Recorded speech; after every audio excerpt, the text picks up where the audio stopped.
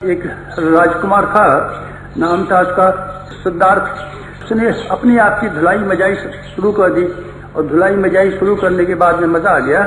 उसको हमने भगवान का बुद्धावतारी, बुद्ध को हम अवतार मानते हैं, उसके लिए प्रणाम करते हैं। कहते हैं छोटे छोटे आदमी कहाँ से पैदा हुए थे, बहुत से अवतार पैदा हुए। कोई कच्छ पैदा हुआ, कोई मत्स्य पैदा हुआ, कोई परशुराम पैदा हुए, कौन कौन रामचंद्र जी, कृष्णचंद्र जी पैदा हुए।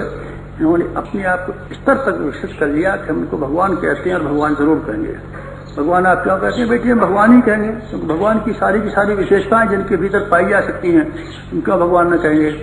ये ब्रह्म विद्या मैं समझता हूँ इस संसार की सबसे बड़ी विद्या होनी चाहिए, जो आदमी के व्यक्तित्व को उछालती है, व्यक्तित्व को उभारती है, व्यक्तित्व को परिष्कृत करती है, व्यक्तित्व को श्रेष्ठ और शालीन बनाती है।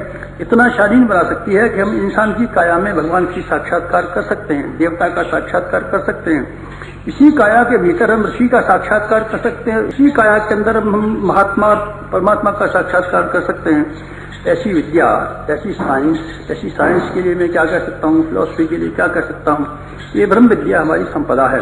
किसी ने नवरत्नों को गढ़ा, जगह जगह से, प्रत्येक खदान में से, प्रत्येक कुटुंब में से नवरत्न निकलते आते थे। इसी जमाने में ये किसका चमत्कार था, किसका जादू था? बेटी ये ब्रह्म विद्या का जादू था, जिसमें कि आदमी सोचता था हम मर नहीं सकते और मरने वाले मादा हमारे भीतर नहीं है। शरीर को हम बदलते हैं और हम किस तरीके से मर सकते हैं। मरने वालों ने हंसते हुए कहा, आत्मा हूं बदल डालूंगा ये फौरन चोला, क्या बिगाड़ेगी अगर मेरी कज़ा आई।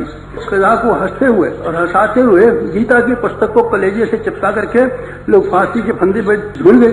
मित्रों, ये साइंस और ये फिलॉसफी हमारी महत्वपूर्ण फिलॉसफी थी, जिसमें मनुष्य ने अपने शरीर की दृष्टि से विचार ही नहीं किया कभी।